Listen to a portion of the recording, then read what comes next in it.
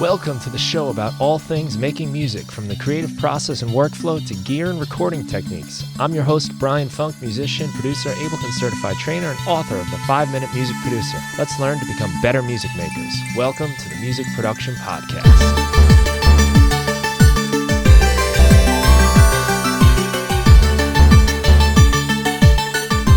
Today, Joseph Holiday returns to the Music Production Podcast. Joseph makes dark synth music as Snakes of Russia. His music is used to score films and video games, and his new record, Swallowed Whole Through the Mouth of Eternity, is now available.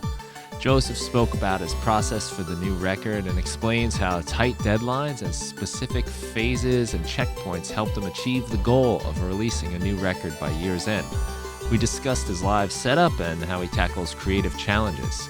Please welcome Joseph Holiday back to the Music Production Podcast.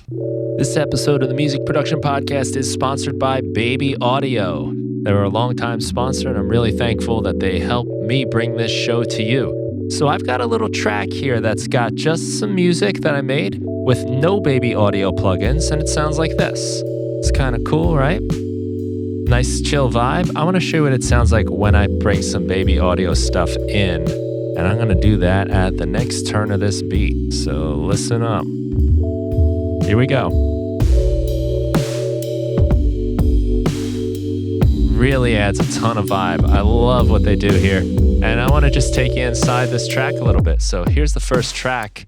It's got techno, their drum machine. I love techno. It's got so many cool sounds. It's so easy to use. And let me bring you into the next track here, which is just a drum kit from my mellow drums, and I added I Heart New York and tape, and it sounds like this. Gives it some extra punch and body. Really cool stuff. Let's turn them all off. Let's check out the flute bass thing sound that I got here. It's just a normal kind of bass sound with the BA1 FX strip. So let's turn that on. Got some dirt, some chorus, and a little bit of filtering going on here. Let's move over to the operator. I think this is one of my favorites that they have, called Super VHS. Nice sine wave sound, real simple. Now with Super VHS, really wide, lush, sounds like it's coming off a VCR. Turning that off, and we're going to the last one here, which is Atoms, which is a very fun synth. And I've also got their Comeback Kid plugin attached to it. Just kind of playing a few notes.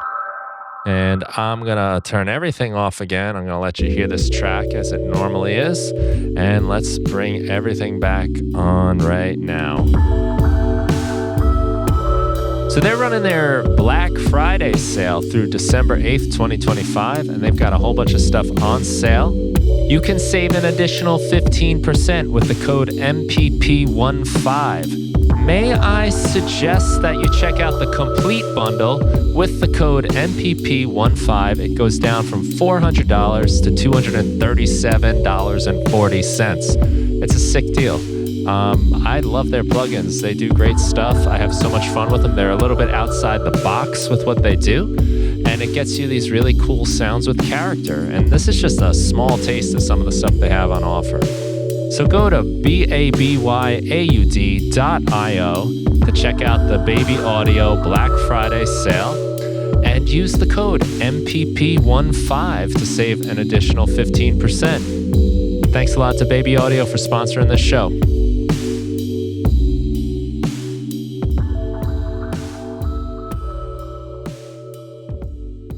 Here we are.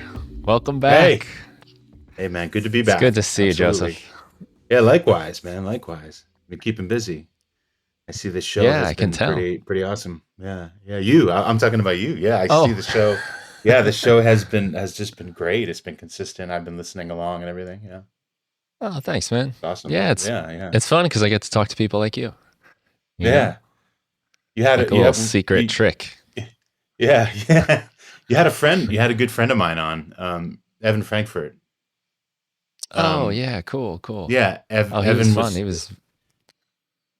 He's very excited like and passionate. As close as I come to like a mentor as possible. Like when I first moved to LA,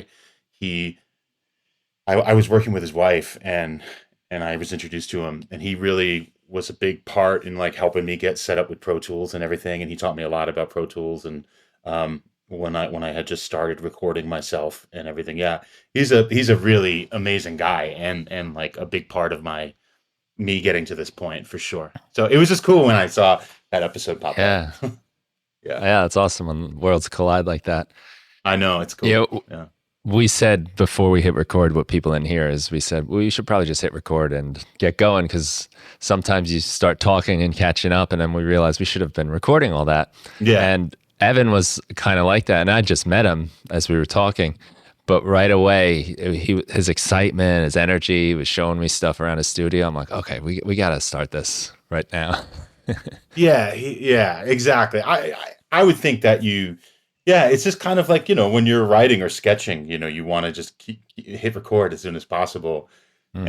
and, just kind of get everything and then just edit it later. But yeah, I guess the same holds true with podcasts. Yeah.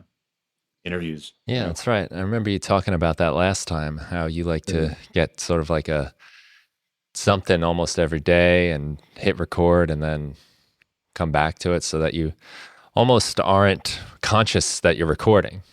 Because if you Yeah. wait until like, okay, we've been working and now we're going to hit the button, then, Yeah. you're under Yeah, like your especially own with sound observation. design.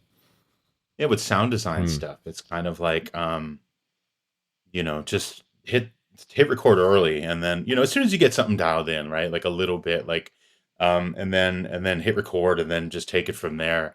And then I find that it helps to have a like either go back right away and edit that, but it's more fun to just keep going and move on to another thing and like maybe take those two sessions and break them up because I'm Mm. not gonna lie, like going through an hour's worth of stuff, it feels a little tedious. So after you've just had the fun of jamming through it.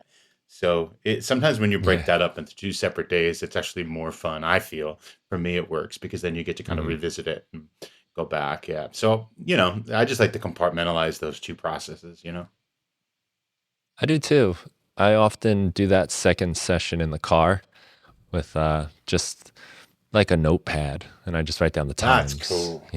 I like like if that idea. yeah, That's a you really know, cool idea. this way, because I have a pretty good commute each day. So I've got the time and it's a fun way to feel like I'm still being productive. And, That's writing super down a cool. So number you real just quick isn't too difficult. That's cool. So you just sketch real quick and then you just record everything and then bounce the whole thing and listen to that in the car. That's a great Yeah. idea. I love that, man. That's Yeah. really cool. Sometimes Yeah. whether it's like sound design stuff or, just jamming, Yeah. those like long winded jams where, 14 minutes into it, something cool happens. Yeah. Yeah, but sometimes that's something cool, even if it's only like 15 seconds.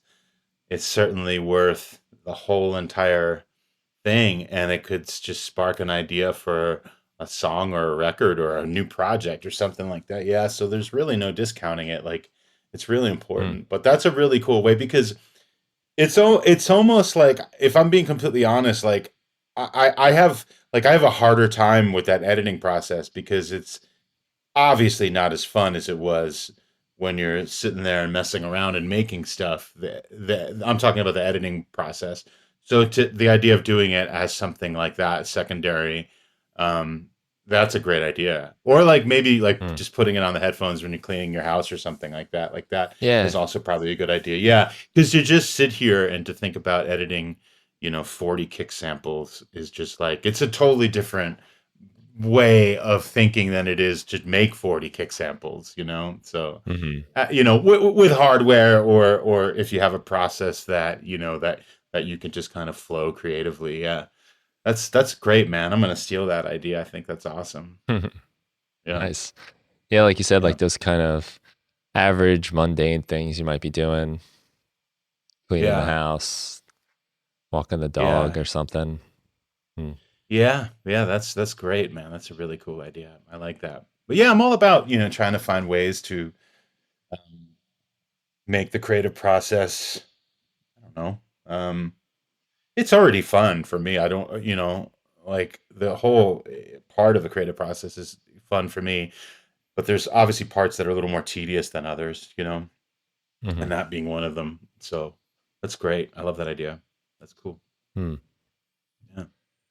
Yeah, so you've got some cool stuff going on. I think the most exciting thing probably that you're reaching out for and all is the new record.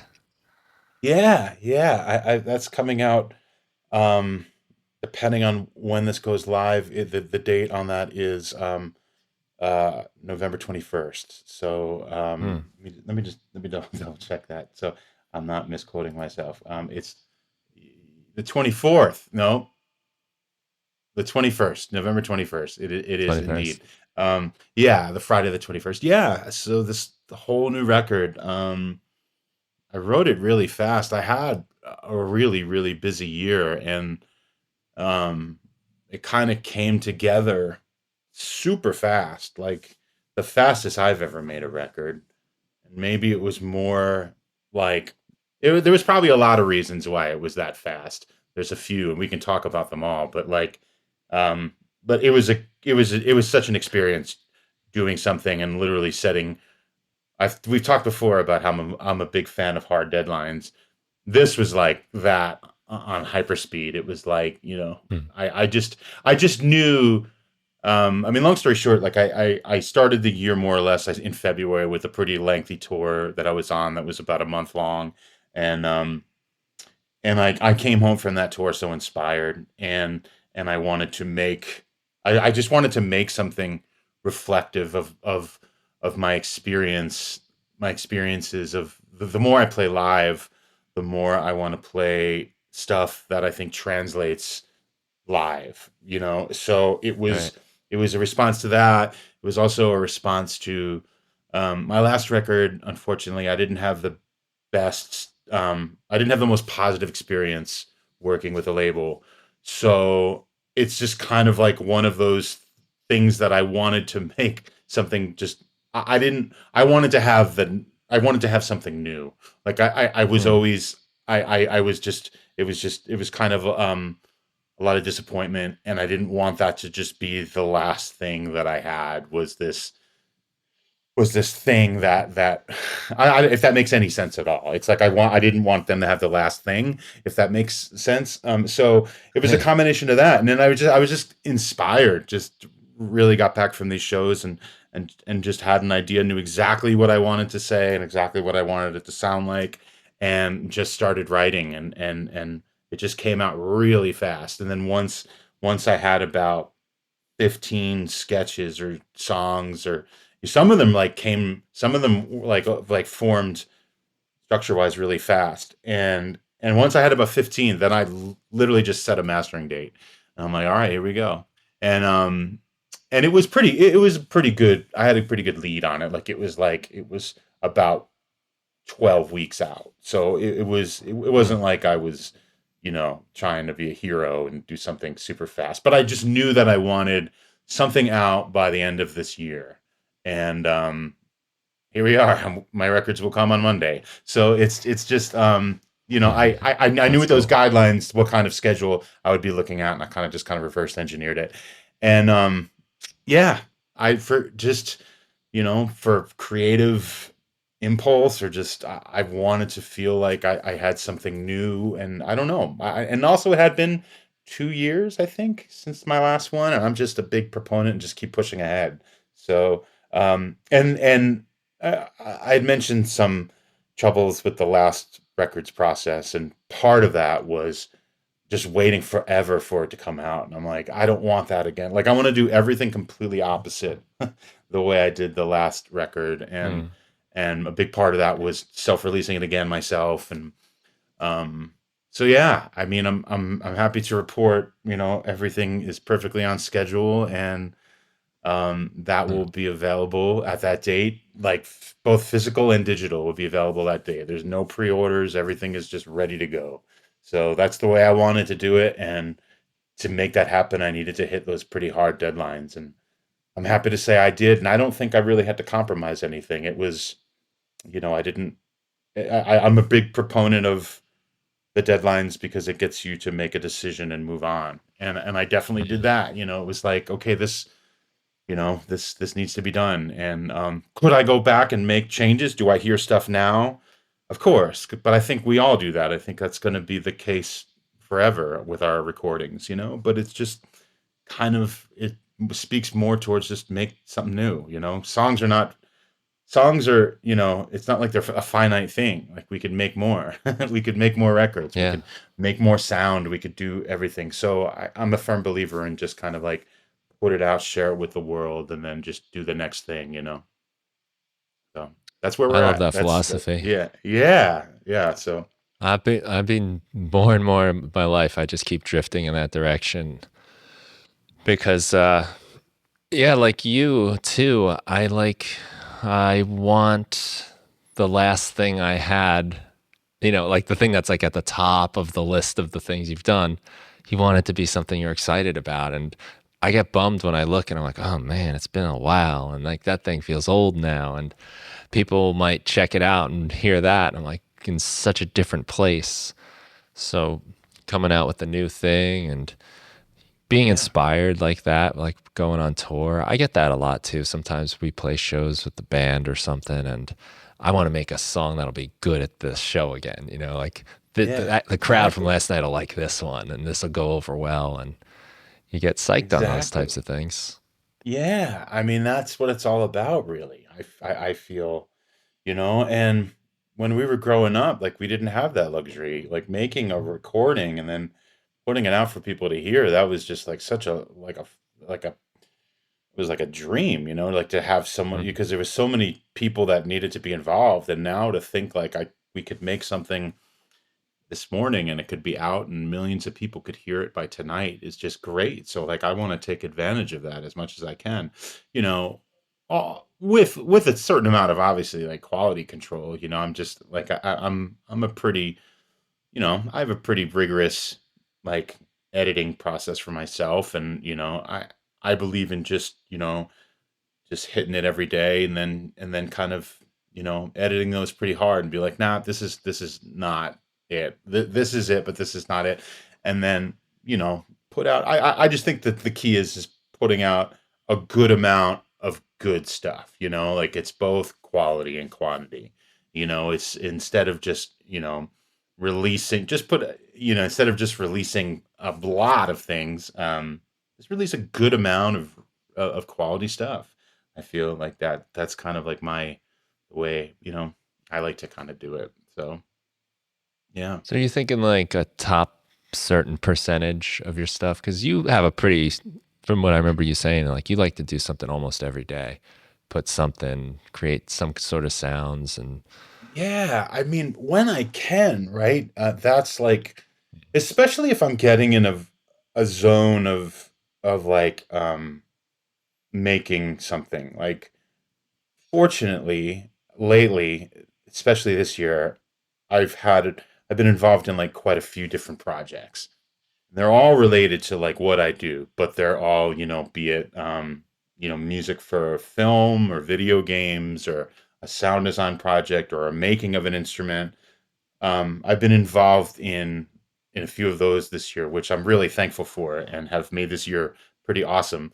But like what I do is like compartmentalize each of those processes, and then within that process, like if I'm just in record mode, sure, every day I want to make something for the record, be it a sketch, be it a sample or something like that, and then just kind of give myself a certain amount of time to do that. Like for this record, I got home from that tour and I just kind of went right into it. And then I said, okay, I'm going to spend the rest of this month. I think I got home in early March, and I'm just going to spend through April just opening up Ableton every day and just sketching out a new idea. So, what did I have, like 20 ideas at the end of that month, and then that, got worked down to like 15, and then there's 10 songs on the record. So that's pretty like, you know, um I'm pretty good at like if I know an idea is like, that I tried, but whatever, I'll just archive it because we save it, and then just kind of start new. And I'm not that precious with something. Like I don't need to finish something fully even though I started it, mhm. like I'm yeah. So that's usually the process where it's like so it's a good percentage at this point, just, but it's only because I've been just doing it for as long as I've been doing it. So, my suggestion to people when they start is to just make stuff all the time, and you know, there'll always be good bits, but until you show up and do it, there, I feel like that number gets, but still, I mean, I'm guilty of days that I'm just like, what am I doing here? Like, this is just, this is awful. This is terrible. I'm gonna quit and give up, and I don't know, move to the desert. So yeah, it still happens. It will happen till the end of time for me. It'll always just, I'll never, I think that's what makes, you know, us creative people, it's just the way we work, So yeah, but that's the idea. Well, I like to believe that the duds make the other ones more special. If I showed Yeah. up every time and just, everything was amazing, I mean, that'd probably be fun for a long time, Yeah. but it would probably wear off too, right? Like there's something kind of exciting and thrilling that, like, I don't know what I'm going to get today. And a lot of times that's the thing that prevents me from getting started in the first place. But that thrill is kind of exciting. You're sort of Oh driving the man, car when it's like you're turning too hard and the wheels are coming in the air. Like I the like that best. feeling. It's the best. It's the best part of the process, is that thing where, like, you say, I'm going to make a new blank, whether it be a record or this, this score, or this project, or this collection of sound design material. And then it's just all about, like, and this is another reason why every day I do something different. Like, and what I mean by that is, like, if I have like in March, when I said I'm going to just write every day, let's say on Monday I wrote this thing and got it to like 60%. And it was great. Like, I thought it was awesome. It's like, yes, this is what I want to say. On Tuesday, I wouldn't let myself go back to that one yet. I would start fresh. Hmm. I would start fresh and write new, because we don't get like, I don't get a chance to do that very often. It's just in that small period when I'm starting something that I do. And it makes every day awesome, because I'm just like, what are we going to do today? What's going to come out of this today? And it makes it so fun and creatively fulfilling. And then there's plenty of time to go back, and then, okay, and then, like, at the end of that period of time, to go back and to reevaluate all that stuff that we're doing. And that's when we get our hands dirty and kind of like start replacing stuff, and properly arranging and stuff. But yeah, to have that period of every day waking up and just being like, today's a brand new day with a new, and a lot of times what I do is I devote that day to, like, a piece of gear that I haven't used in a while. Like, I'm just Mm-hmm. like, hey, I haven't messed with this synth in a long time. Let's make today about writing something on that synth. Some days it doesn't work. Like we're saying, some days it falls completely flat, but I have tomorrow. So, and I made an instrument late last year, but it came out early this year for a company called Crow Hill, and it's a combination of drum and bass stuff. And the sessions going into that were super fun, because it was exactly like what I was talking about. But I was just like, today I'm gonna sample and work with the Moog, and then the next day I'm gonna use the MS-20, and then, so to be able to just have a day where I go in on that one piece of gear and just have fun with it. And I'm like, I'm not even gonna edit this stuff. I'm just gonna go and just make Mm. sounds and just get it laid down. And then, so I don't know. It keeps it fun. It keeps it fresh. I love it. Yeah, so you have a little bit of a project within these days of experimenting and writing Yeah. and jamming. Yeah. Like, it's organized. Yeah. It's not I think it's a like great way to work. yeah, it works for me. It works for me.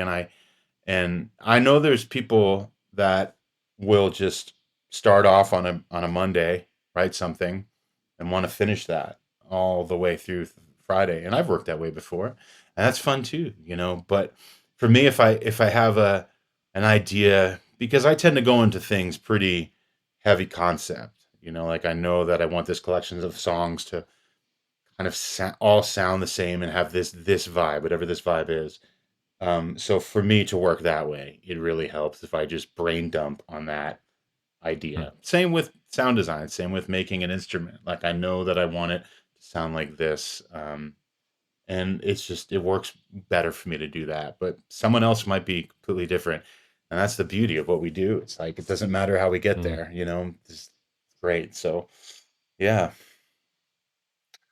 I enjoy that approach though of I'm going to try this thing or this plugin or these sounds or that guitar or I'm going to Yeah. set up some kind of little playground for myself and see what comes out of that.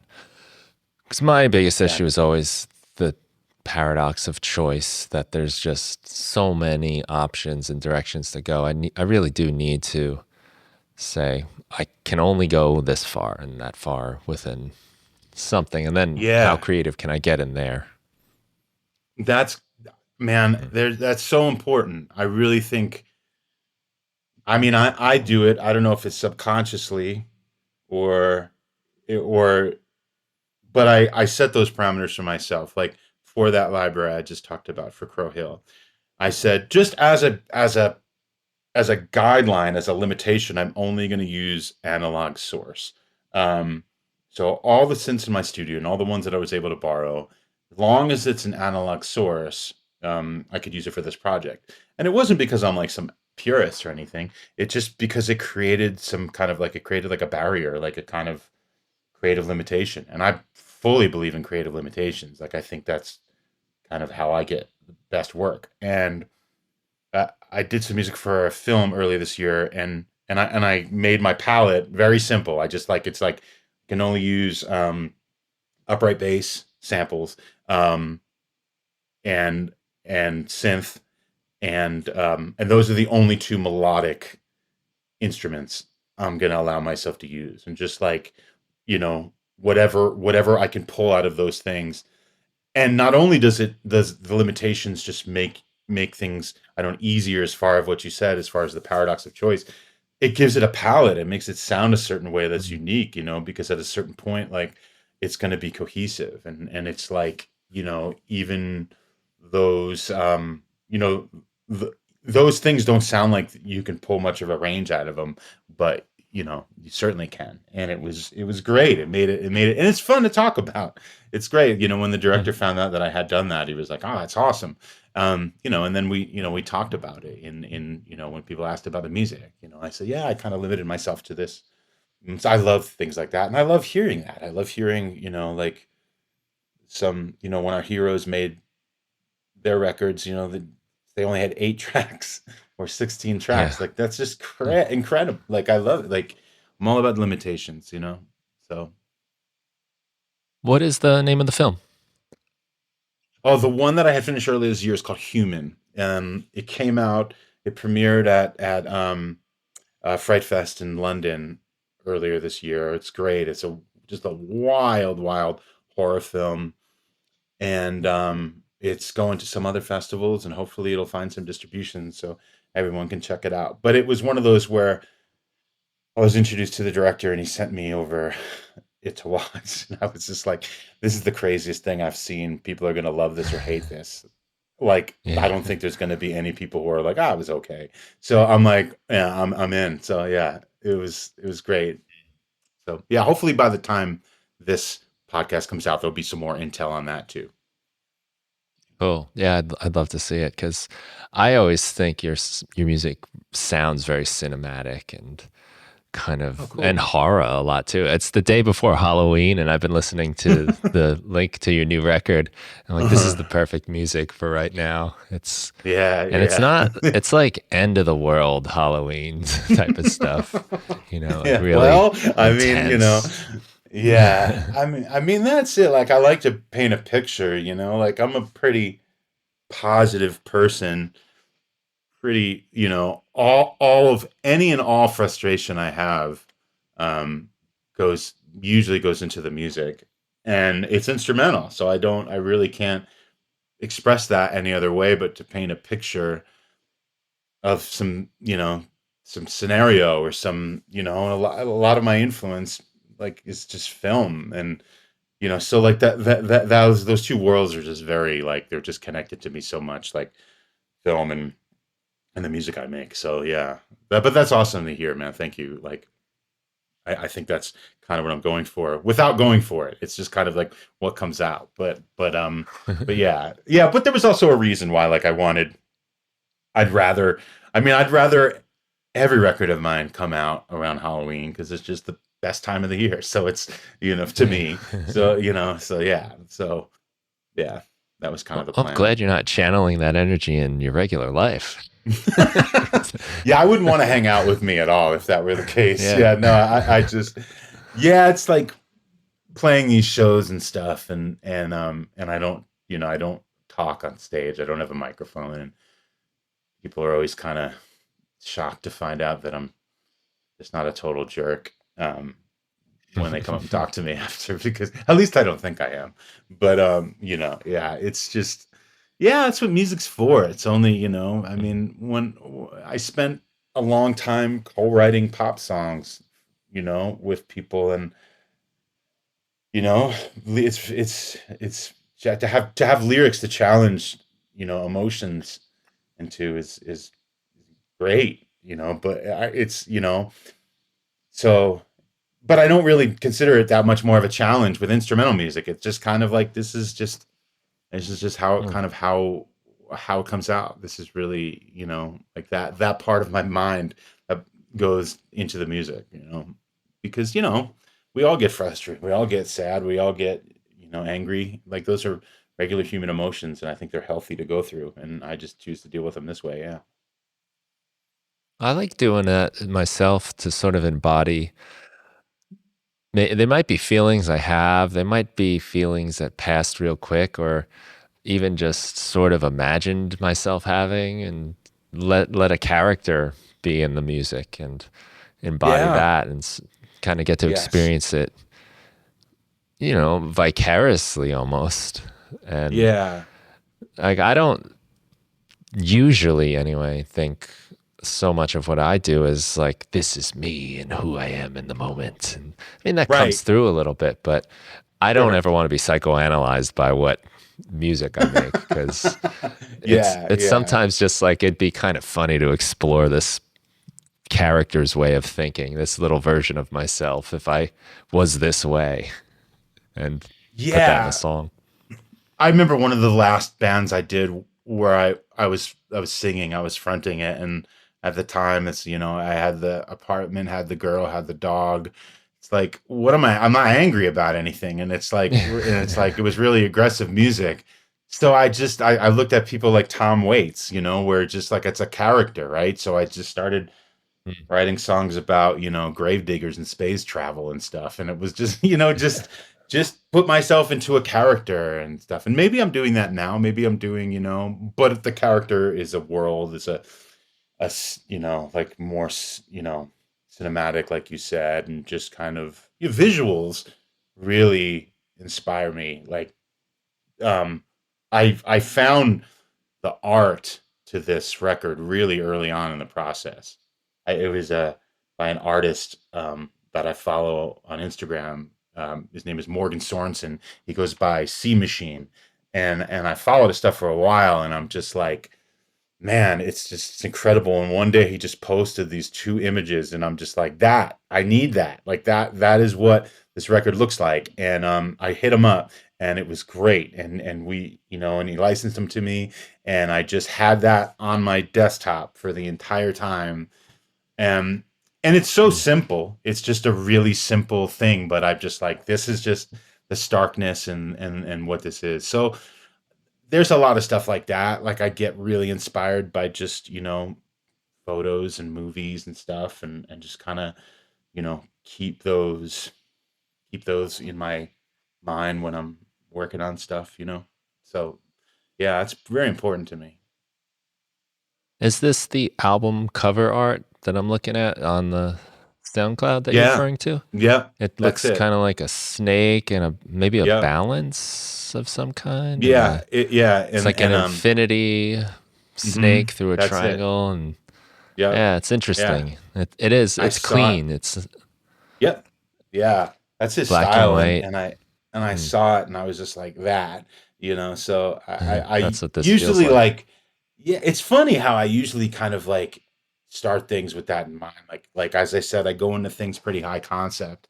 So it's like I always have that idea what it's gonna look like, what it's gonna you know, how I want to present it before the music is even there. So this was Mm. no different. You know, this was just that image is still on my desktop. It's been there the whole time. So every day I fire up the computer and I have that image right there. Um, and it kind of drove the whole thing. You know, so yeah, super important to me. Mm. Yeah, it helps you unify it, right? Just Yeah, yeah. I've always felt albums tend to take on the color scheme and the artwork when you first pick them up and look at them. Like they start to just sound like that to you, Oh, it's so especially when it's done important, right. I man. guess you know.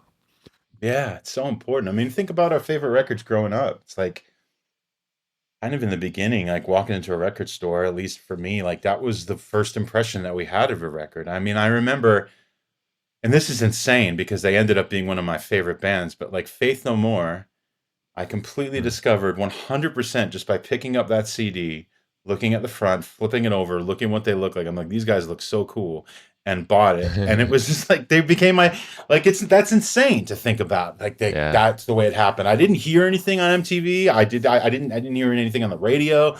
I think it was in just the new releases in my local record store. So that's magic. Like that, I doubt that I'd like to think it happens. Like I'd like to think, like I mean, it still happens with me to a degree where I'm looking and I'm like, oh, look at that record cover. That's super dope, and I'll check it out. And it's become easier and easier to do that now. I don't have to like Mm. buy it and then go home and pop it in the CD player. But like, so I just love that. Hopefully that happens to other people too, and maybe it'll happen with my record. I don't know. Maybe someone will see that awesome artwork and be like, "What's this all about?" So Mm. yeah, it's super important to me to have that whole package, 100%. The cohesiveness of it all. Yeah, that's especially when you like the way you like to work. There's that theme in just your process too Yeah. of the way you're working, experimenting, and tying things together. You're not really like the kind, for the most part anyway, that you have these songs since you were, whatever age, and now you're finally putting them out. It's more this Y- episode you're going through. Yeah.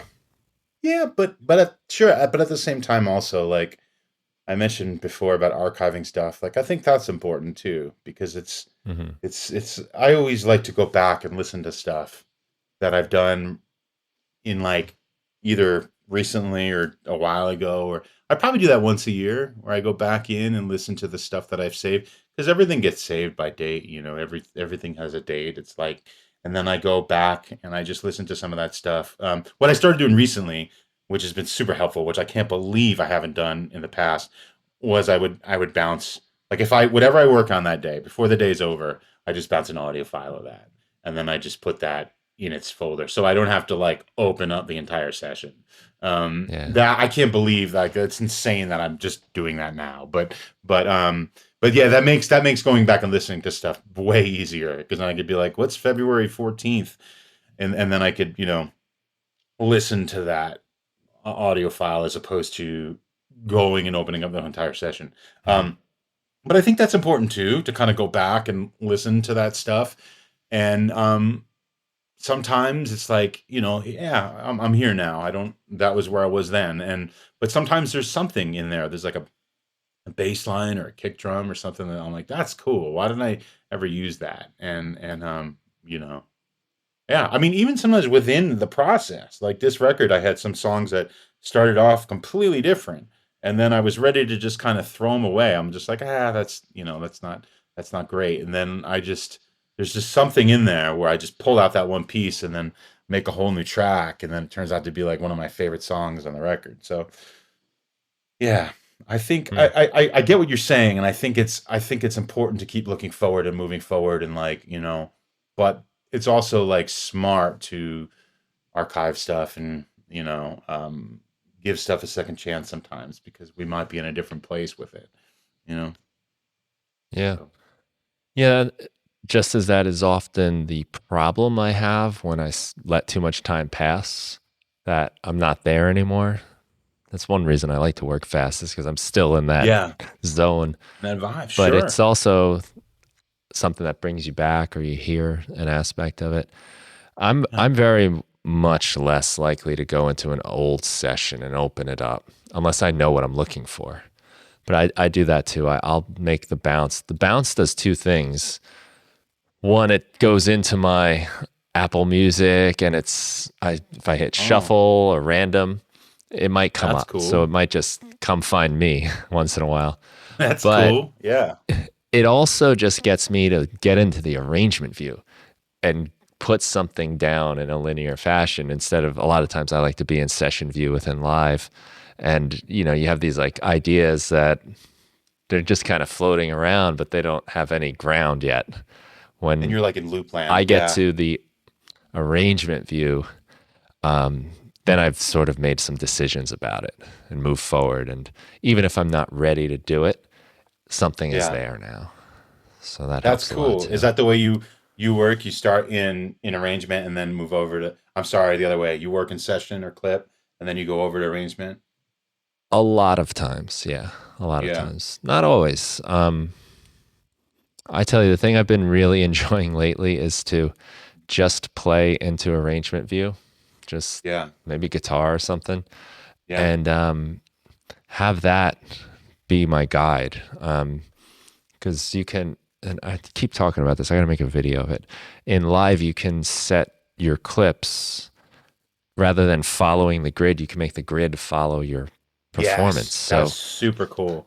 That's super yeah, cool. so I've been just doing that, playing some guitar and then sequencing drums, and they just lock in with my guitar playing, That's not the other way awesome. around.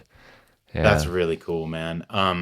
Yeah, I used to be that way too. I mean, I think the first 3 or 4 years I was in live, I wrote in, session or clip view, and then I would just write and then I would go over to arrangement and arrange everything. But then all of a sudden, like in the last 5 years or so, like I've been just strictly in arrangement. And then even live, I used to be for live shows, I used to be clips, clips, clips, and now even with that, I'm in arrangement. So yeah, so for me to like pop over to session view Hmm. land, it's like super fun and exciting. But like cool stuff with when you start when you randomize the clips with the follow actions and stuff like Mm. that you can get into some really cool sound designy things. Like I Yeah. find like with bass and stuff, like running the same MIDI, and well, that we could do that, yeah, in arrangement too. But yeah, I don't know. I just Ableton is just the perfect playground in so many ways. So yeah, yeah. But you need to do that video, man, because that's really cool. I mean, even I want to see how you do. That's super cool. Yeah. I haven't messed with that, but I know what you're talking about, and it seems so cool. It's wild because you can do it both ways too. You can play the guitar and then sequence things over it, or you can have things that you've already been sequencing, then play your guitar into arrangement, and it just all goes along with it. That's cool. And Yeah. it has the subtle changes, or maybe not so Uh, subtle changes in tempo. yeah. I'm just really interested in that dimension of expression, the BPM. Like for so long, I've just by default play to the click, play to the grid. And now I'm kind of like, nah, let the Yeah. grid play to me, Yeah. you know? Right. Right. That's great. I love it. I love it. Mm, Yeah, that's perfect, man. I mean, yeah, as my live show kind of evolves and stuff, like it's still just me, um, which just is just it's sustainable, for me for now. And it's so much easier for me to tour by myself. And the second I add more mm, people, it just becomes, a little bit more complicated. But I mean, that is the plan, to scale up that way. And the next thing would easily be a drummer. And I think about all those possibilities with that. And like, man, it would be really fun to do exactly what you just said, but with drums. Like, how can we make it move a little bit and get off the track and get off the click and stuff. So yeah, I'm always mm. thinking about stuff like that and how that would be super cool to do. But I saw a yeah. cool video of you playing, I think with two drummers, right? Yeah, that was very early on. That was for like not super early, but it was for the last record. And if someone dropped a bag of money on my doorstep and I was able to do any kind of, you know, touring situation I wanted to, I would definitely, it would always be with two drummers because there's just something cool about that, like that visual. But yeah, so it was very intentional for that video to kind of express, get that idea out. But yeah, I just love, I mean, that's, in my head, the perfect live band incarnation would be that. It would, yeah. But Hmm. I realized that it's just, I mean, just bringing one drummer, on a month long tour is like, that's enough of a challenge. Never mind two, so I think yeah. I've But one woken day, up in the get middle of there. nightmares. I think I've woken up in the middle of the night having nightmares of having more than one drummer. Yeah, I mean, it just the logistics, I mean, and Yeah, I'm yeah. doing almost all support stuff, so it's like I try to make my footprint and changeover and everything and stage space be as like Hmm. compact and easy as possible, like on and off within minutes. So the idea of like like being Yeah, the first band out of four and having two drum kits is just a little bit funny. So yeah, that'll happen one day, yeah. but for now, It's like a you know, tour bus situation, not like a. I imagine you could probably travel in a car, right? Yeah, I do. I you like a minivan, and just it's Hmm. just me and I do all the driving and all the load everything myself and sell all the merch and stuff. And that's for now, like it's great. Like it just works. It's Hmm. like, but as again, like I'm always into pushing things forward. So I know that if I add, other people, it would just elevate that. And for me, that just looks like adding a drummer. I grew up playing drums. It's like always the first thing on my mind. So just adding that live drummer would be like the next step, I think. And then, so yeah, but that just becomes everything. Just becomes a little bit that trickier, and it cuts into money a little bit and stuff. So. Um, but it's something I think about and look forward to doing as soon Yeah. as I can, and hopefully that'll be sooner than later, so and then yeah, and then eventually the two drummers. But for right now, just I'll take one, just yeah.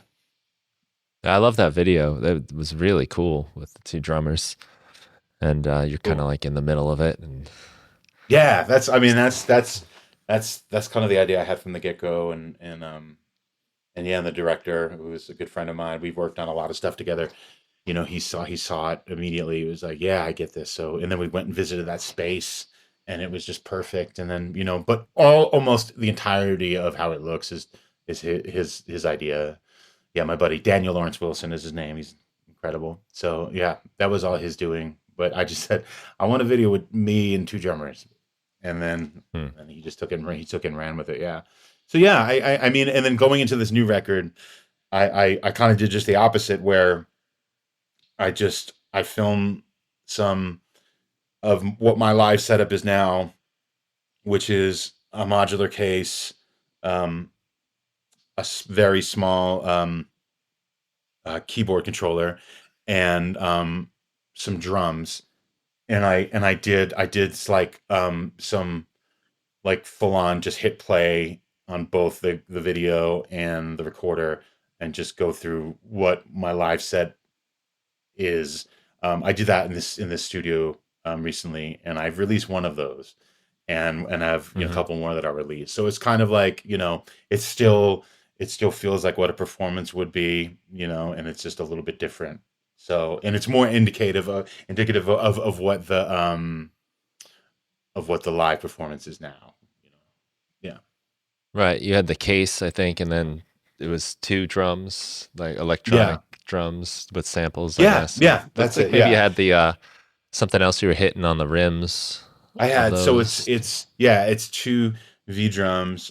I mean, and there turns out to be like a lot of that there's a lot of like floor tom stuff on this new record. I went in and I recorded a lot of live floor toms, and I wanted that, to be part of the live show from this point forward. So it's a little bit easier for me to carry two V drums than it is two Hmm. full size floor toms, especially like flying with them and stuff. And so yeah, it's two V drums. So I have triggers on the heads and the rims, and then I have two of those pads, those two rolling pads on each one. So I actually have four triggers. I have the two toms and then the two pads on each one pad on each tom. Yeah, so it's cool. It's so much fun, and really kind of lifted the live show a little bit because before that I wasn't really hitting anything.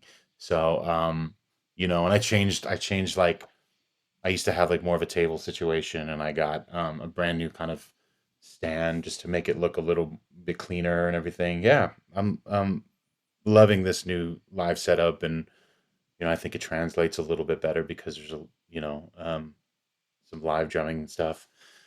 So yeah, there'll Yeah. definitely be more of that. Yeah, I thought it gave it like a tribal vibe. yeah, It was a boom, boom, boom, yeah, boom, big, huge yeah, toms. yeah. There's a Yeah. lot of that. Like that was definitely where my head was at with this new record of like just exactly what you just said. Yeah. So It's a and it was cool so much mix fun. because Yeah, that's so, deep in our ancestry, that kind of stuff. But then you yeah. got the synthesizers, the modulars, and stuff that's so futuristic and current. Yeah, yeah, and it's just energy, just with the drums and toms. It's just convey so much energy, just like that. And almost every song from this new record, it's like I do have writing templates, as I got like, and every writing template had like a set of big floor toms, and that was like so Mhm. almost every single one of these songs started off with some kind of like floor tom pattern. I was listening to a lot of there's a few Neurosis records, and they were heavy on floor toms and stuff, and this band called Swans, just that kind of just primal drum stuff is, that those were where my head was at this time around, because I just want to, I kind of want to just evolve with each thing, I already have an idea like what the next thing would be, and it's just way different than this, and I don't know. Hopefully, people that dig it will come along for the ride. I'd like to think so. Mm. Yeah, Are you using Ableton Live to play live? yeah, yeah. So So I is have that kind of that. like the brain that everything's running through? hmm Yeah, because I want to stay pretty true to the records. I have like a rough arrangement, and then I'm playing some live keys, some live drums. I'm sending a few channels of MIDI to the modular case, and then everything kind of gets run through my master channel in Ableton, and then I have like mutes, solos, effects, beat repeat, delays, filters, all that stuff.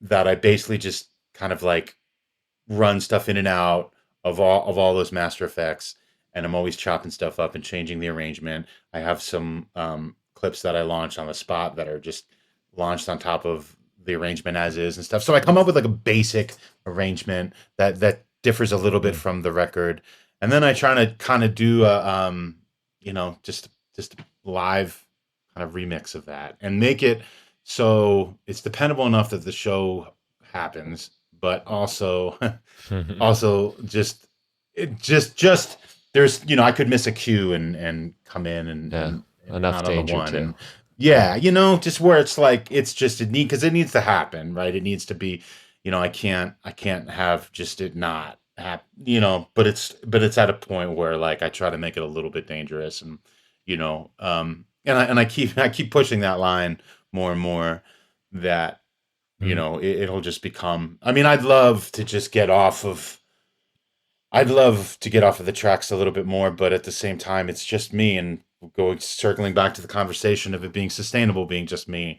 I'm sure the more people I add into the fold, the more I'll pull out of the track and have stuff to do live. But for now, it just works, and I feel Mm. it's kind of like it's fun for me. Like I have a great time, and I think if I'm having a good time, I think hopefully the audience is too. So yeah. Mm. Oh, definitely. I think that's a big part of it. I've seen bands that I didn't even really like the music, but I was like, these guys are fun. Like, look at them; they're Yeah, having a great time, you know. yeah, So that's huge, and that's cool too. Because if you start adding elements, those are the things you can pull out of out of the yeah, tracks, yeah, like, and yeah, then exactly. like, that also gives you the freedom too. If you can't have everybody, you can just bring them back in, you know. Yeah, yeah. So I think also like again, like I was talking about how the live shows kind of inform the writing. Um, Almost more so that direction than the other way around. Like if I knew that I was going like if I knew that I was eventually going to add a live drummer, like definitely the records would reflect that. Mm, Like I would write parts that I'd want a live drummer to play rather than have them just play what's there. Like I've done it before. Like I've done, like a record release show for the last record where I had drums and bass and me and it was cool. It was great. The energy was awesome. But they were just simply playing the parts that were there. Where right. I think I would interpret it like, if I have the ability to use a live drummer and then other parts, like I would write for that, like it would definitely make Yeah. that the thing so it's interesting for everybody and then translates that way, and it's not just they're simply you know playing some parts that are already there, if that makes sense. I mean, obviously if I'm playing Oh, older stuff, definitely. they'll have an interpretation of that, so yeah. But yeah, knowing that you're going to have that takes you in a new direction when Yeah, you start with that in absolutely. mind. Yeah. Yeah, I mean, I think about thought about that yesterday because of course I'm always thinking like, okay, what's the next thing? You know what I mean? I literally just, got home from a pretty lengthy tour like about 10 days ago. And I had some, like I decompressed for a couple of days and then immediately I'm like, all right, what's next? What are we doing? Like, because this record is done and everything. It's like, besides just put it out, and there's nothing else I could do. So I'm already thinking, I'm like, all right, what's the next thing? What do I want to say with the next thing? So I'm already thinking in terms of like what do I do to push push it just a little farther. So yeah, super important for me to think that way. Hmm. So Yeah, well, a lot of people say that, and I love Stephen Pressfield, the author of War of ah, Art, and he's so like, good. I think he said like, the day you finish your manuscript, start the next one. Like, oh, good job, keep 100%. going, kind of thing. And Yeah, I like man, that. And 100%. just Yeah, don't sit it's like around what too else? long. Yeah, I Yeah. mean, I have a really hard time. Like, I don't know. Like, I just when my son was born, I was the last time that I like tried to take some days off, and it was like such a hard time. And Mm. I mean, he was 3 4 days old. Like he eats and he sleeps most of the time. So I remember saying to my partner, I'm like, does it make me a monster that I want to go in there and like write some music right now? Like he's sleeping. Like what else can I do? So it's that like I just, which probably isn't the most healthy thing. That I have a hard time doing that. But it's just how I feel like I need to be right now. Um, and but yeah, in terms of like finishing one thing and just moving on to the next, and I don't like to spend too much time thinking. It's even like even listening to stuff that I've done in the past. Like I just kind of like to leave it alone. I know like when I'm almost like if I'm sick of something, like this record is a prime example where like after the mix process and after the master process, I'm like, I almost hate this. This is probably a good sign. Like I don't know. It's just like I don't know. It's not. I'm sure people have different ways of working. And that's awesome because it's just whatever it takes for you to make art and put it into the world. Then that's great. But for me, that's definitely the way of like make it move on. Keeps my creative juices flowing, I guess. Mm. I think so. I get that. And hey, I'm sure the music you came up with when your son's 3 days old, like you can't tap into that again, right? Like No, yeah, that's once in a lifetime moment. Your firstborn son is, and now yeah, you're this is what's coming out of you. So I think, yeah, I feel like that about really anything. That every time I show up, I'm a different person, and the yeah, situation is man. different, and what happened to me today, and who was there, and who's there with me or not there, all factor into it. So Yeah, I man, 100%. can't Yeah, there's so recapture many that. variables. No, there's so many Oh variables yeah, too. You know, infinite. it's yeah, that's why we just gotta, if we're in a vibe, we just gotta, go and chase it, and then, you know, but, yeah, that's why, like, that whole idea of waiting for inspiration, I'm just like, I just don't, for me at least, I just don't subscribe to that. I'm just like, I'd be sitting around, Waiting, forever. yeah. If yeah, just, but sometimes that's not true. Sometimes it's so fucking inspired. But sometimes, but most of the time, nah, man, I'm just gonna, I'm just gonna go get after it, and see what comes out.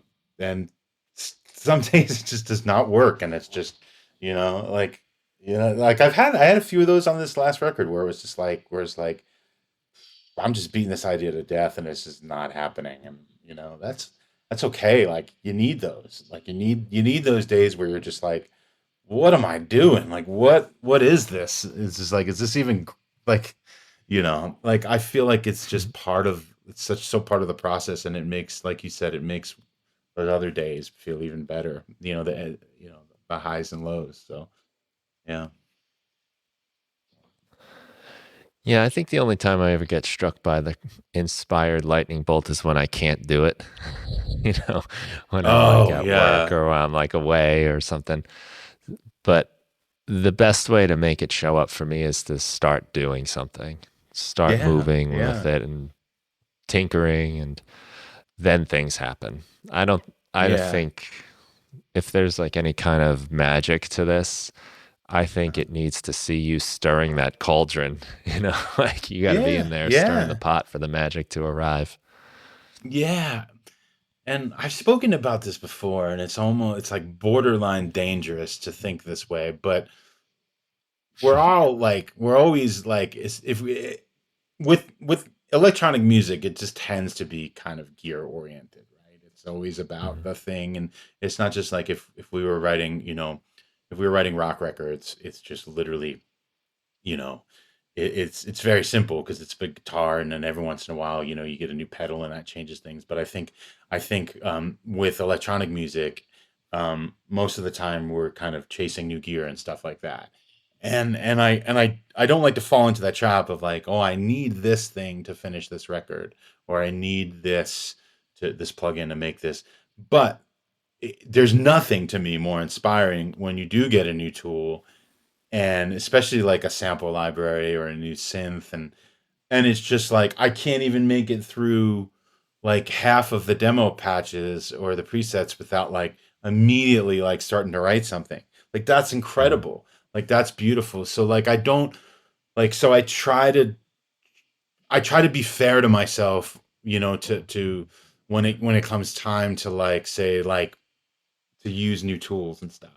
Like, I try not to, um like, obviously, I'm like, it's obviously important to, like, use the things we're surrounded by. But, like, as far as, like, yeah, I mean, sometimes there's nothing more inspiring by getting a new piece of gear and a new plugin, because it just, you instantly are inspired. And I said the thing about guitars, but it would be the same thing too. If you get a new guitar, you're just so inspired to play that thing, and you Mhm. wind up like writing stuff. So I know that, like, sometimes the gear lust can get out of hand, but sometimes it really does work in our favor, especially for me with like new sample libraries and stuff, and new soft synths or something. Or, man, it's just like, so sometimes I can't even make it through. Like, I think presets are great, right? I mean, I don't, because they just really just help explain what a piece of gear does. And sometimes I don't even, I've never gone through all of them, because I get to number 6 and I'm just like, oh, this is cool. Let me just start Yeah. recording something. And and tweak it and make it my own and stuff. So, you know, yeah. Yeah, I mean, I agree, and that's always so fun, and I think that is really the driving force of when I wanna get new gear is that I'm gonna have those Hmm. moments.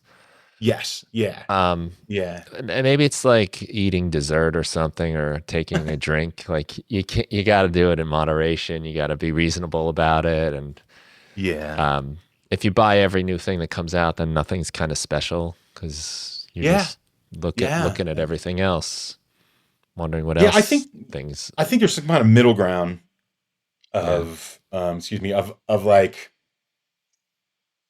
this is fun and new and exciting and inspiring. And then that's like a really healthy way to look at it. And then the other side is like, well, I'm not going to be able to finish this record until I, buy that thing, which is like, I mean, more often than not, like it happens all the time where I'm like, where I see some flashy, shiny new thing, like especially with a plugin, right? And then I'm like, I'm pretty sure I have something that would get that job done already.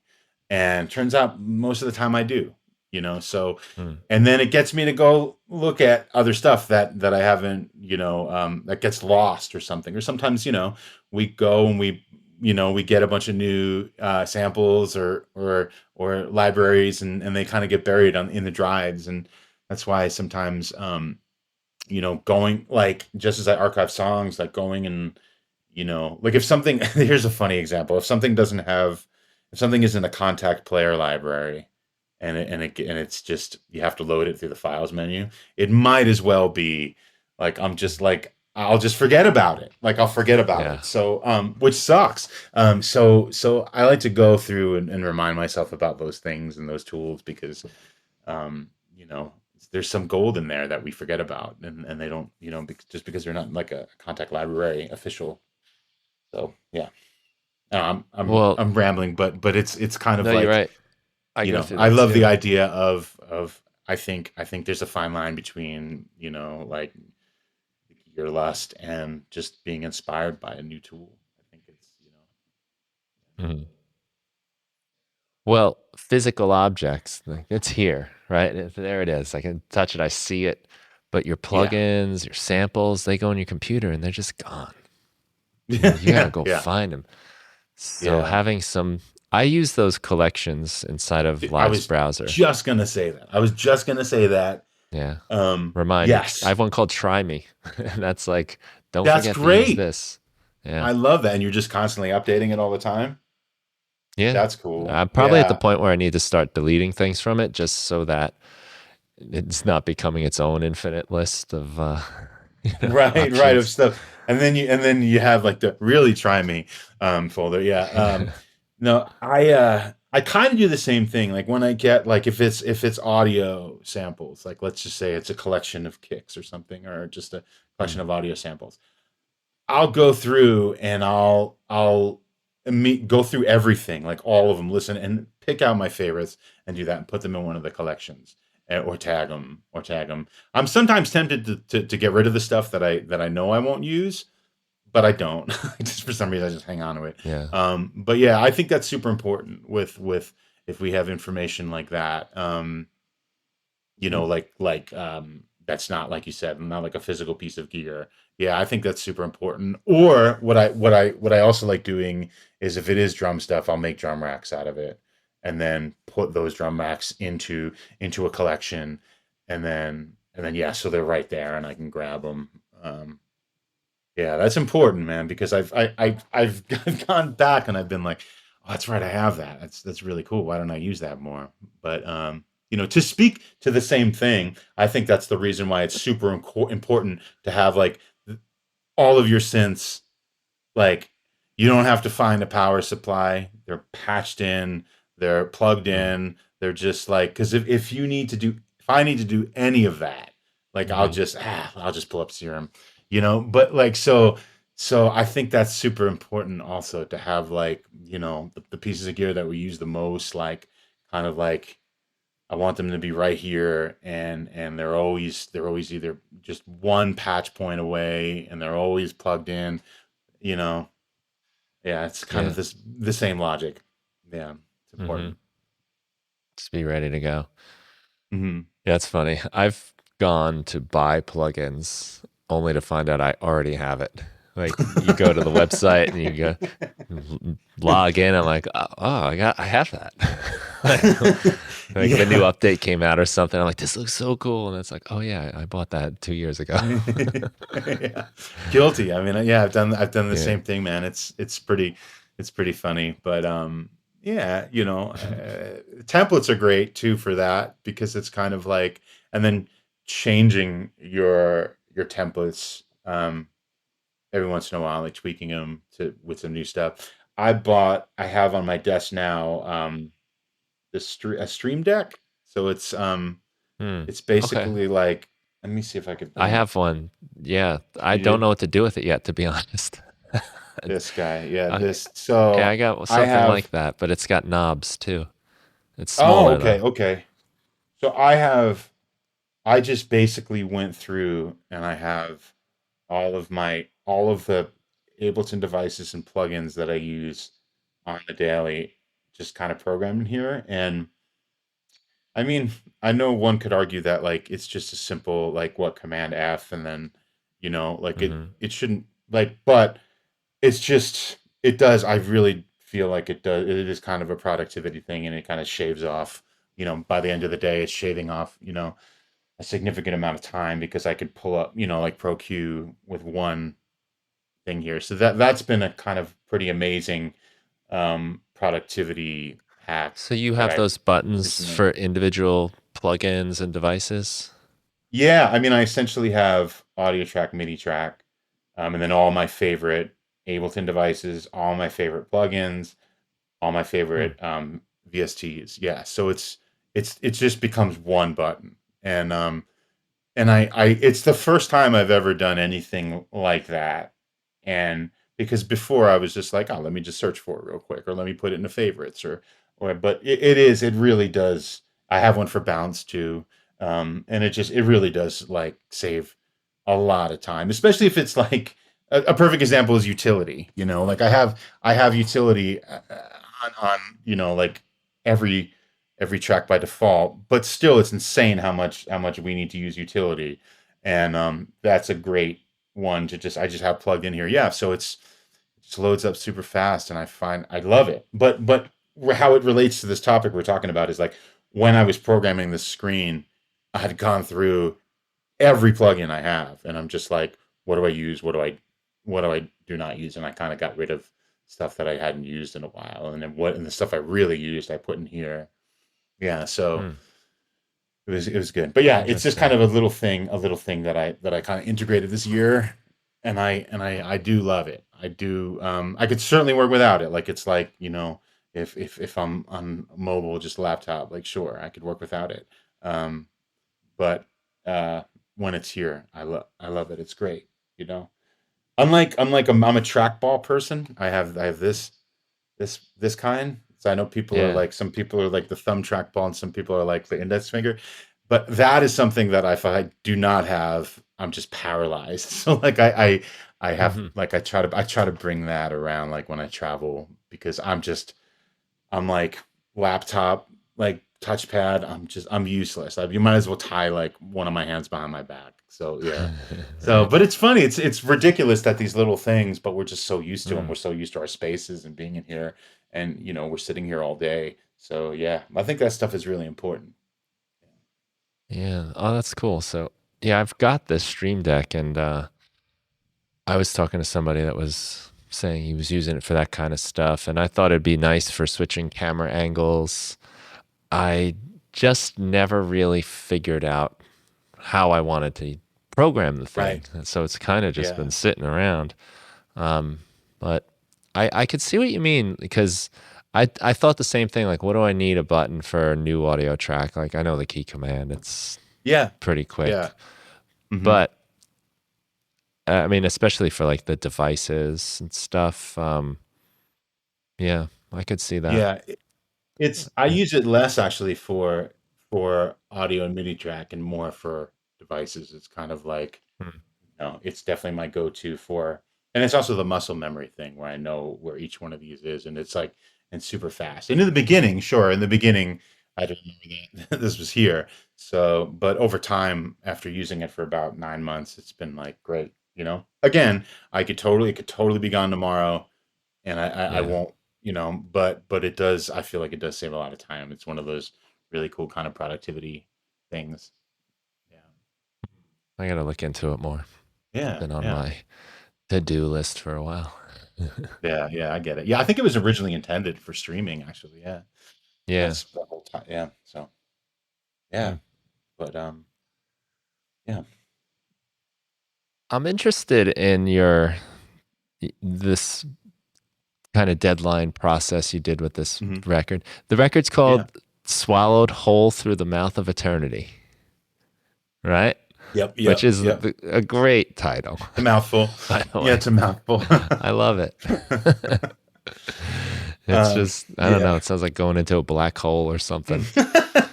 That's all I have. I don't have any lyrics, so all I have is my titles. Yeah. Yeah, of course. Yeah, I had, I had kind of a notepad where I just wrote down title after title. I have like Mm. so many titles, and I'm like, all right, what's this? What does this need to sound like? And so, and then I was able to pull two song titles from that because the first song is called "Swallowed Whole" and the last one is called "Through the Hmm. Mouth of Eternity." So, yeah, I like to have fun with Yeah, it's titles. cool. Again, it's really all I have, So, Uh, yeah. So when you got back from tour, how far out when did you decide to set that mastering date? I guess is my real Man, question. I think I got Did you back already do some of that kind of sketching first, or did you just some. say 12 weeks and let's start? um, I was probably about like so I got back mid-March, and like I think I maybe just chilled out like a day or two. And then I just kind of like came down and started hashing out some ideas, and I think I was maybe like 2 weeks into writing, and I'm like, and I literally looked at the calendar, and I mean, to be honest, unfortunately, a lot of this was really fueled by my just animosity at how the last release was handled, and I just wanted something. I wanted like I like it was like wait till I get a record of my own. I had first released my first vinyl release, and that just went swimmingly. It was great, and then I just kind of had a lot of issues with the way this last one was handled. So I just like I got to put something else out. I wanted to do it myself again. So I literally just said I just kind of just reverse engineered it. I'm like I want that to come out this year. Um, and I just kind of worked backwards, and I Mm. said I had been writing for 2 weeks, and I'm just like, let's just do it. Let's just schedule this mastering date and do it. And then of course a week later I was just like, what am I doing? This is insane. I don't want to compromise. Like I knew I didn't want to compromise. So I knew, I've worked with Justin, my mastering engineer now for like over 12 years. So like he's like I knew like especially that far out. Like I mean I had mastering scheduled. I mean I think it was like maybe 3 months out. So like I was just like I knew if I Does called him he and said, know? dude, does he know that I Does work he that know, way? like, I don't have the album yet, but we're gonna be mastering on this date? He didn't no, he didn't know that. But we worked together so long that like but Yeah, I that's think cool. when we first worked together, when we first started working together, I think I had done that for a few projects, and like I didn't finish. and he was like Mm. and he was like he kind of alluded to like, okay, well let me know when you have it done. And then we'll get it, on the books really fast. And then believe me, like I'm really respectful of people's time, and I don't want to, like I don't like canceling or being late things because I'm just respectful of people's time, right? So I knew, but that being said, it's kind of like obviously like with 12 weeks away, like it would have been fine if I needed to shift or move, but and I had my moments of doubt where I'm just like there's a fine line between me compromising. Just I don't want to just put a record out to put a record out, like that's lame. But I also, but I do believe in just like let's just do it. Let's just get this done. Like, let's, what is it like for me to write and work on this thing as fast as I can? And all the film and stuff I do is fast. That's all, like, I spent a lot of time doing customs for trailers, and all that's super fast. Like, that's insane. That's all that work is done within hours. So I'm like, why can't I just take a little of that energy and put it into this? And the longest part of the process for me was the mixing, where I feel like it should be. That should be where most of the bulk of the time was, where I would mix stuff pretty fast, and then I would have like almost like 4 or 5 days before I even listened again. So I have the perspective of then I went back. I mixed everything. I mixed everything, all of them once, so I didn't go back and listen to a song, and then I just did everything round two, and then a round three, and then if something needed a round four, and then that's how I also mixed, which again wouldn't work for everybody, but for me in this time and the way I did this. So yeah, I did. It was probably a little insane of me to have that mastering deadline that early on in the process, but I don't know, man. It's just like, that's just the way I felt like I wanted this project to go. I just wanted this you know, to just be that way. And I'm glad. And are there things I would have done differently? 100%. Of course. Do I hear stuff and I'm just like, I really should have done that? Yes. But that's just the way it is. I think that, if we keep having that, we'll never put things out if we just kind of keep Mm-hmm. thinking about it in those terms. Yeah, and now that I did it at kind of such a really kind of ridiculous pace, like, I don't know if going forward, if I won't ever, like, I'll probably always do it that way. Like, I'm just like, I'm like, maybe the only difference would be that I would spend a little more time going in and making a palette, because every other record I've done, I've spent a pretty substantial amount of time kind of making a palette of sounds, samples, loops, things of my own to pull from. And I only did that for maybe about a week with this one. It was very just kind of like, I just wanted to get the ideas out. So that would be the difference. Maybe the next time around, I would still be really aggressive with my deadlines, but I would factor in a good couple weeks of exploration, and not to say I didn't explore enough this time, but it would definitely be an emphasis, going in on making a palette. Yeah, that's it. I hope that answered your question. I mean, that's kind of Yeah, like, yeah. I just kind of Well, I went think it for it. sounds cohesive. I think it has a sound palette, the record. Oh, I mean, the yeah. songs sound like they belong together. And Yeah, I thank think you. I you mean, that, have, yeah. I think some, in listening to you talk about this, I think some interesting things are working together for you. So you don't like to disrespect people's time, and you're really conscious of that. So setting that deadline really makes it a real deadline for you, because we can set deadlines for Yeah. ourselves and we can always be like, Yeah. well, it looks like I'm not going to make it.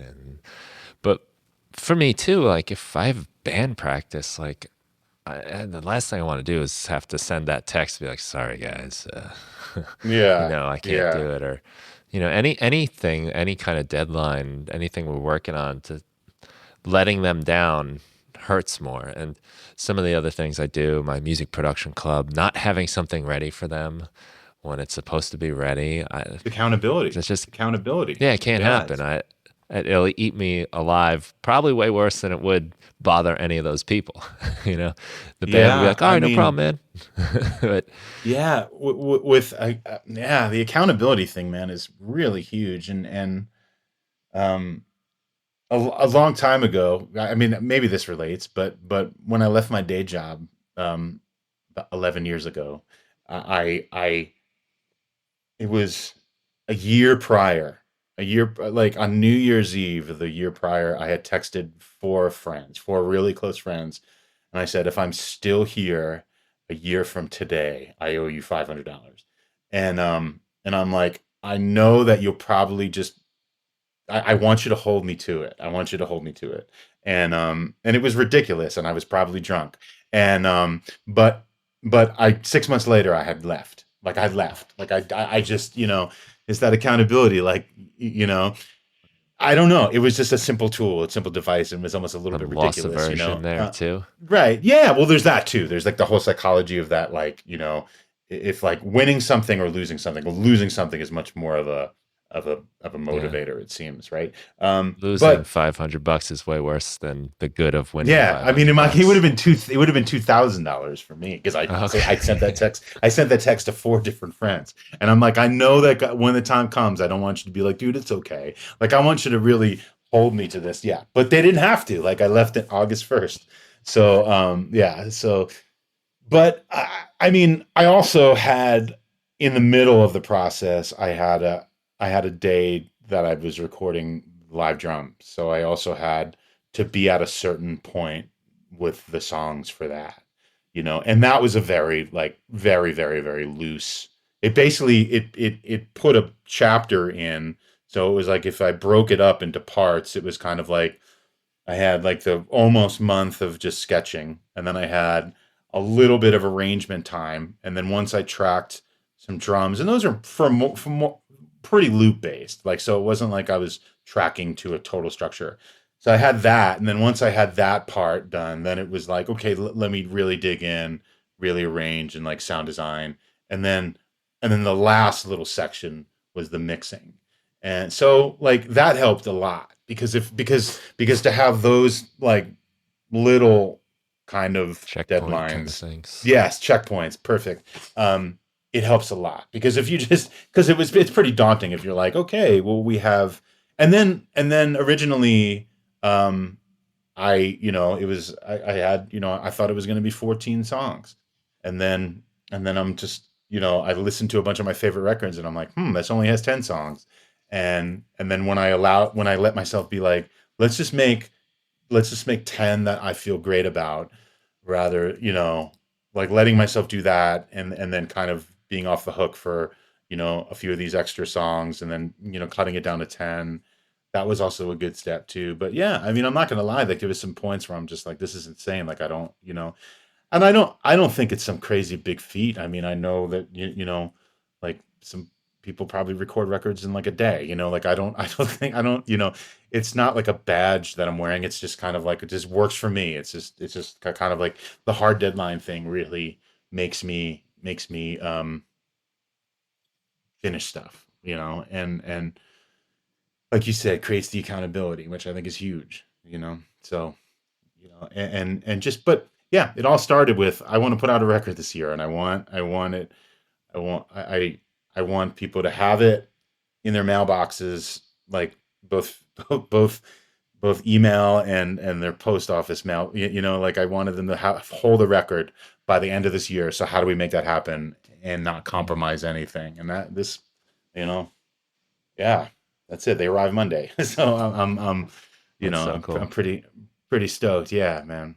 So and I don't feel like I've compromised anything. I don't feel like I had to, and especially taking some of these songs and putting them in my live set and playing a bunch of shows. Like they translate. Like I'm stoked. Like so yeah.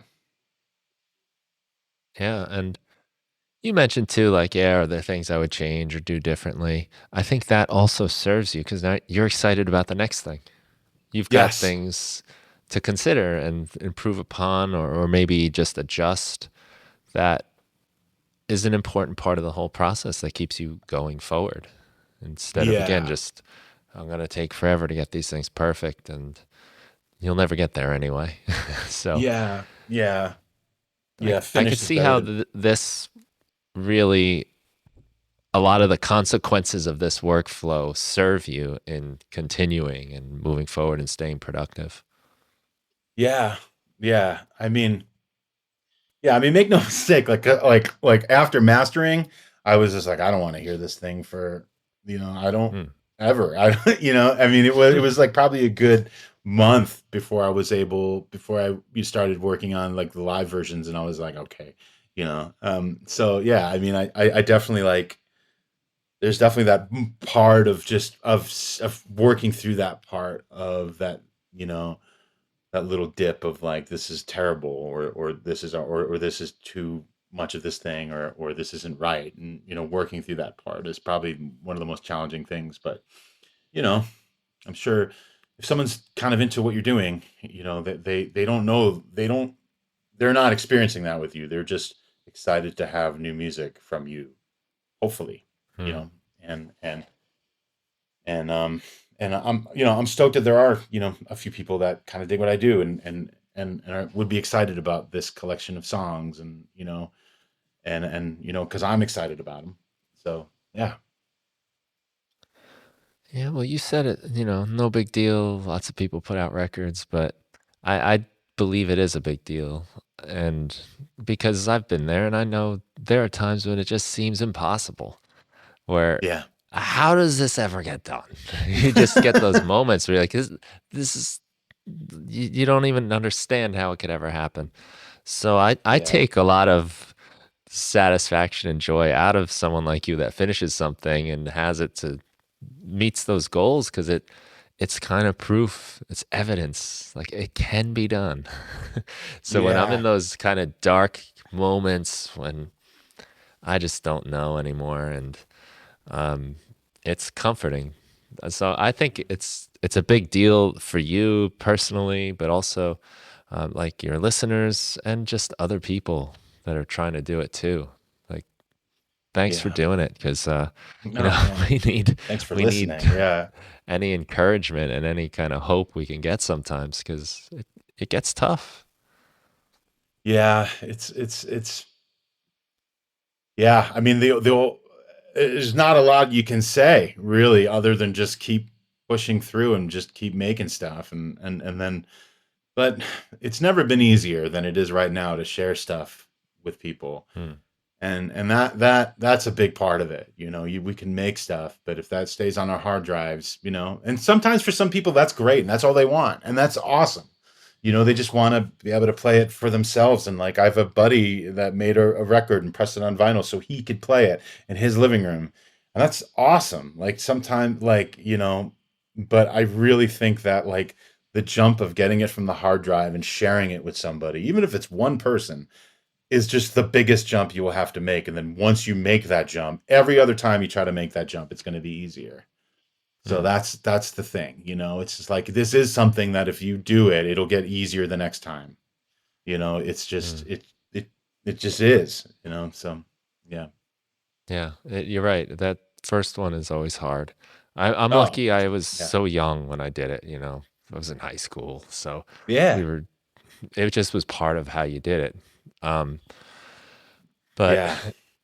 yeah, it's always a little scary, and Yeah. but It's almost like it's become, the easier it's become, the harder, the more scary it is to do, because it's kind of like, you know, back in the day, to put out music and to share it with people, like, think about how many steps were involved, right? And yeah, then now there's so few steps, but yet it's become way more daunting, you know? Yeah, right. I get it. Yeah, all those steps and challenges and ordering CDs and getting pressed and all that. It's so hard. Now I can just sit in my bed. If I wiggle my finger the right That's it. pattern over certain websites and stuff, press That's the right it. little buttons. Yeah. It's just a It's matter of like, crazy. it's like a magic trick. Like, I'm just Right. just It my is. fingers on the Yeah. keyboard.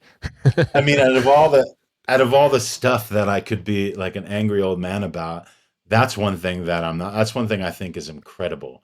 Like like Yeah. like that it's become that easy for us to make art of many forms, you know, be it film, visual art, you know, music, and share it with people instantly is just beautiful. It's incredible. And Mm. and you know, but that being said, if I had come up like that, I don't know where I'd be. I'm really glad that I came up in the way you're just talking about. I'm really glad that there was, you know, with lack of a better term, there was gatekeepers, right? There was just, you know, it was hard. It was to make, like, the thought about, you know, recording and then putting out something and then having anyone at all hear it was just such a far-fetched, crazy idea that when it became, and if I had grown up in a world where I could just make stuff on my laptop and upload it to to SoundCloud that night, I don't know if I would end up being this same person. Who knows? So I'm kind of Yeah. glad that I came up the way I did, for sure. Especially to be able to speak on limitations and stuff like that, like being able to have only 16 tracks to express an idea, or yeah. So I don't Hmm. know. It's cool. You're right. It is amazing because I can remember sitting down with a cassette tape and a dual player and just play record. And that's how we made our tapes to sell at our That's it, shows, man. just Yeah. real time, one at a time. It's beautiful though. It's so Yeah. great though. Like I think I love it. Like it's just I'm so glad that I came up in an era like that. Like, I really Mm. am. Like I don't like to wax nostalgic too much, but I do. But it's such an important part, of just being a music fan and being a music, like I'm just like I'm as fanatical about music as I was when I was 15. I'm still the same fanatic about the bands I like, the records I like, the gear I like. Like it's still I've not lost any of that, and I think that's really important. And I'd like to think that that kind of carries its way into the music that I make and share with people. So I'd Mm. hope it would, So yeah, Yeah, I think it does. I'm feeling it. cool. You're Yeah, communicating that to me for sure. awesome, awesome. Yeah, So maybe we'll wrap it up then. It yeah, sounds like a nice place to stop. yeah, Um, yeah. Yeah, nice positive note. yeah, man. Well, yeah. Hopefully, So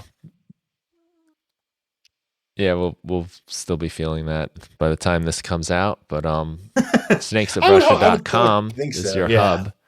yeah. That's that But kind the of leads you to record will be everything. out, I assume, everywhere, right? We can stream and Yeah, I mean, yeah, it should be out. Like, I mean, if you go to snakesofrussia.com, it purchase. leads to both my Bandcamp and like my Gumroad for either merch and records or sample packs, or that kind of leads to that. It would be, yeah, and it'll be out streaming on all the things. And there should be I'm releasing another music video tomorrow, which, as we're recording this, is Halloween.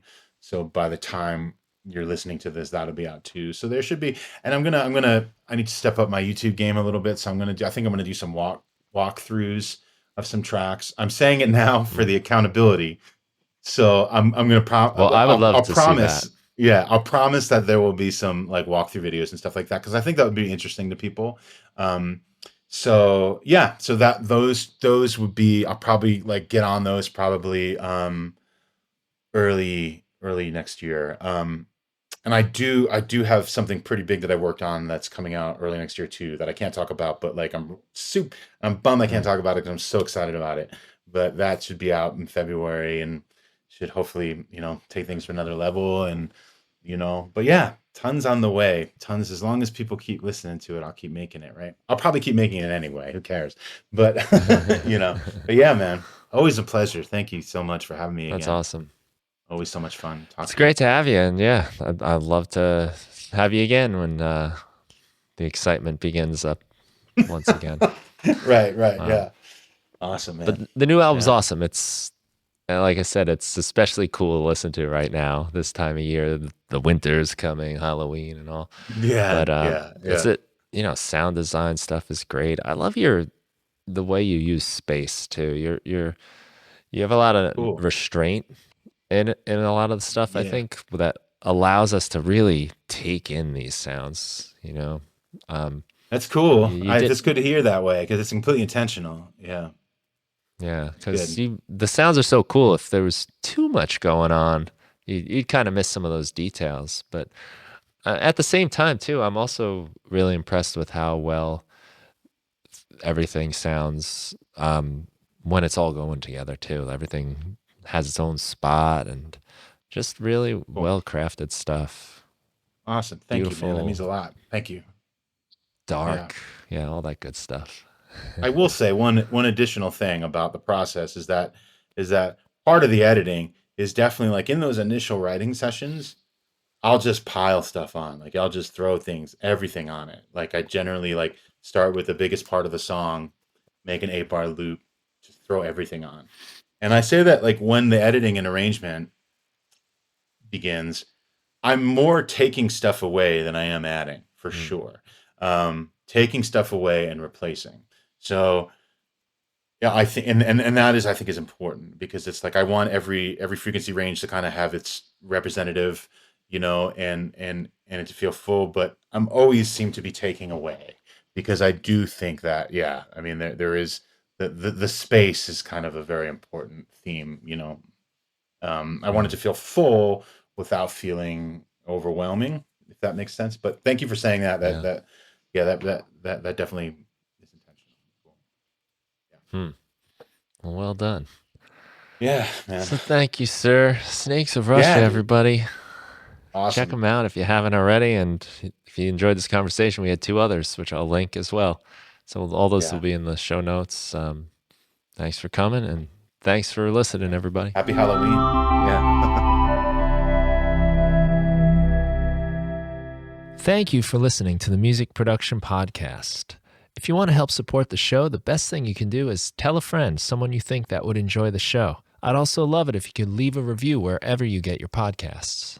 And if you want to support my work, you can go to brianfunk.com. I've got tons of Ableton Live packs, tutorials, samples. You can check out my book, The 5-Minute Music Producer, which gives you 365 short music-making activities to help you get started, stay inspired, and finish more music. And there's also the Music Production Club, where you get my latest releases as soon as they're finished. It gives you access to a community of like-minded people who are making music and sharing ideas. You can share your music, find new collaborators, and participate in our live meetings where we set up some kind of musical challenge and then make music together and share our results at the end. That's the Music Production Club. It's a lot of fun, and you can find that and everything that I do at brianfunk.com. Thanks again for listening to the show, and have a great day.